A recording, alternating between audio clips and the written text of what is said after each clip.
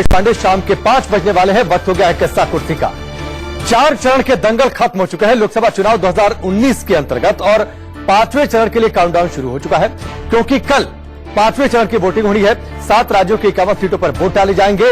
अब तक 374 सीटों पर मतदान हो चुका है, यानी 374 सीटों पर जनता ने अपना फैसला सुना दिया है कि आखिरकार वहां पर बाजी किसके हाथ लगेगी। लेकिन अब 5वें चरण के दंगल में 7 राज्यों की 51 सीटों पर 6 मई को यानी कल वोटिंग होनी है। जो बड़ी बात है 5वें चरण के दंगल की, वो हम आपको सिलसिलेवार तरीके से ग्राफिक्स के जरिए सबसे पहले हम आपको बताते हैं क्या कुछ है। 5वें चरण के दंगल में 6 मई को वोटिंग है। कुल 668 प्रत्याशी आप देखिए चुनावी मैदान में है। 51 सीटों पर यानी 7 राज्यों की 51 सीटों पर कल वोट डाले जाएंगे और यहां पर 668 प्रत्याशियों की किस्मत का फैसला कल जनता करेगी ईवीएम का बटन दबाकर, और उसके बाद तस्वीर साफ हो जाएगी कल शाम तक की इन 51 सीटों पर विजयी कौन होता है। हालांकि आखिरी नतीजे 23 तारीख को जब गिनती शुरू होगी उस दिन आएंगे। चलिए आगे बढ़ते हैं। 5वें चरण के दंगल में किन राज्यों में यानी 7 राज्यों की कितनी सीटों पर अलग अलग राज्यों में, वो आप राज्यवार आप जान लीजिए पूरी जानकारी। ये हम आपको बता देते हैं। 7 राज्य की 51 सीटें हैं, जिनमें बिहार की 5 सीटों पर मतदान होगा, जम्मू कश्मीर की 2 सीट पर मतदान होगा, झारखंड की 4 सीट पर मतदान होगा, मध्य प्रदेश की 7 सीटों पर मतदान होगा। और आप ये देखिए स्क्रीन के इस हिस्से में राज्यवार जानकारी 7 राज्य और 7 राज्य की 51 सीटें यानी अलग अलग राज्यों में कितनी सीटें हैं ये आपकी टेलीविजन स्क्रीन पर जानकारी है। बिहार की 5 है, जम्मू कश्मीर की 2 है, झारखंड की 4 है, मध्य प्रदेश की 7 है, राजस्थान की 12 है, फिर उसके बाद उत्तर प्रदेश की 14 है और पश्चिम बंगाल की कुल 7 सीटों पर कल वोटिंग होनी है।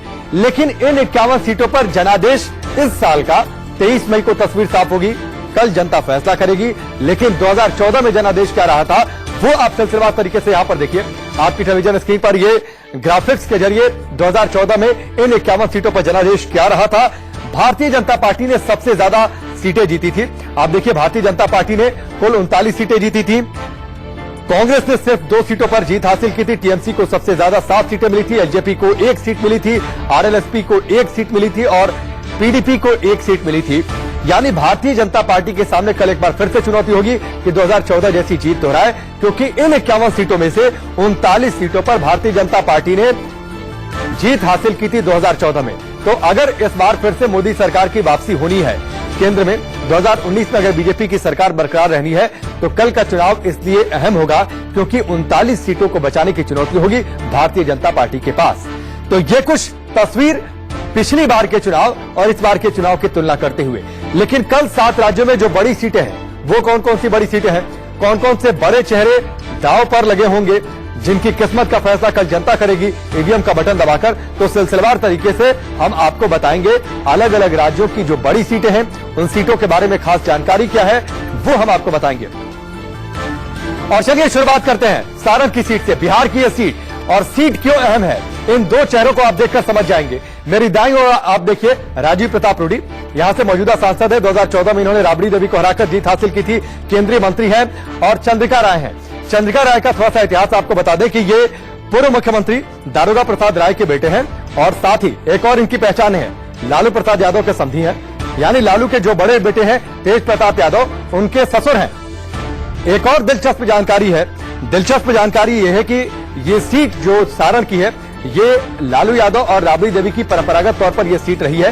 पहली बार लालू यादव जब संसद पहुंचे थे तो यहीं से जीते थे, लेकिन 2014 में मोदी लहर के आगे ये सीट आरजेडी हार गई और उसके बाद यहां से राजीव प्रताप रूडी ने जीत हासिल की थी।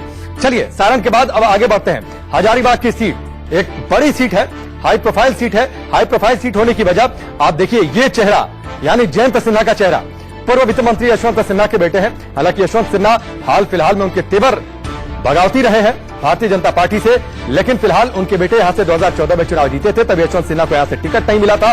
जयंत सिन्हा जीतकर संसद पहुंचे थे, पहले वित्त विभाग में राज्य मंत्री रहे और उसके बाद नागरिक उड्डयन मंत्रालय इनको दिया गया। गोपाल साहू कांग्रेस के वहां के कोषाध्यक्ष है और कांग्रेस को दरअसल यहां से उम्मीद है कि जो जातीय समीकरण है उसके आधार पर जीत उसे मिल सकती है।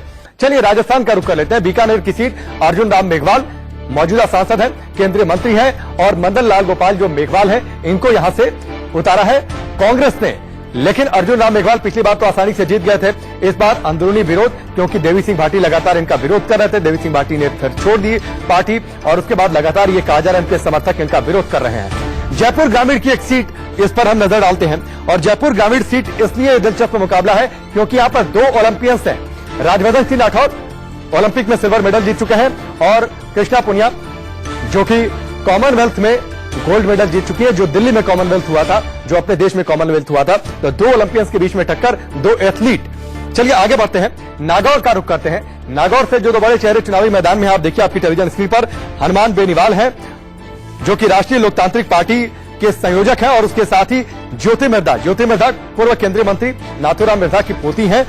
इस सीट के बारे में एक दिलचस्प जानकारी यह है कि यहां से 1977 से जातीय समीकरण इस कदर हावी रहा है कि यहां से लगातार जाट उम्मीदवार ही 1977 के बाद से जीतता आया है। राजस्थान की एक और सीट, अलवर की सीट पर हम नजर डालते हैं। अलवर की सीट से बालकनाथ भारतीय जनता पार्टी के और जितेंद्र सिंह कांग्रेस से ये उम्मीदवार है। तो इन 2 चेहरों के बीच में यह मुकाबला है।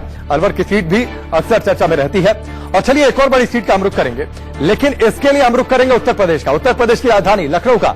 और आप देखिए जो बड़े चेहरे चुनावी मैदान में है, खुद केंद्रीय मंत्री राजनाथ सिंह चुनावी मैदान में है। यहां से कांग्रेस ने उनके मुकाबले उतारा है आचार्य प्रमोद कृष्णम को और समाजवादी पार्टी यानी महागठबंधन ने उतारा है पूनम सिन्हा को। पूनम सिन्हा शत्रुघ्न सिन्हा की पत्नी है। शत्रुघ्न सिन्हा प्रचार में भी पहुंचे थे और लगातार इनके लिए वहां पर मौजूद रहे हैं। रायबरेली की सीट, आप चेहरों को देखकर इस सीट के बारे में बताने की जरूरत आपको बहुत ज्यादा नहीं है। खुद यूपीए चेयरपर्सन और पूर्व कांग्रेस अध्यक्ष सोनिया गांधी यहां से चुनावी मैदान में है और उनके मुकाबले हैं दिनेश प्रताप भारतीय जनता पार्टी के। हालांकि दिनेश प्रताप पहले कांग्रेस में ही थे, ये भी दिलचस्प बात है। अमेठी स्मृति ईरानी बनाम राहुल गांधी मुकाबला, 2014 में भी इस मुकाबले को लेकर चर्चा ज्यादा हुई थी। तब राहुल गांधी जीते थे, स्मृति ईरानी लगातार 5 साल पहुंचती रही और इस बार दावा कर रही हैं कि इस बार राहुल गांधी को वो हराएंगी। लेकिन 23 तारीख को तस्वीर साफ होगी कि उनके दावों में कितना दम है। और बैरकपुर की ओर रुख करते हैं। बैरकपुर एक और हाई प्रोफाइल सीट है। अर्जुन सिंह यहां से भारतीय जनता पार्टी के उम्मीदवार हैं और दिनेश त्रिवेदी टीएमसी के बड़े नेता हैं, केंद्रीय मंत्री रह चुके हैं। तो इन 2 चेहरों के बीच में ये मुकाबला रहेगा। तो ये बड़ी सीटें हैं जिन पर कल नजर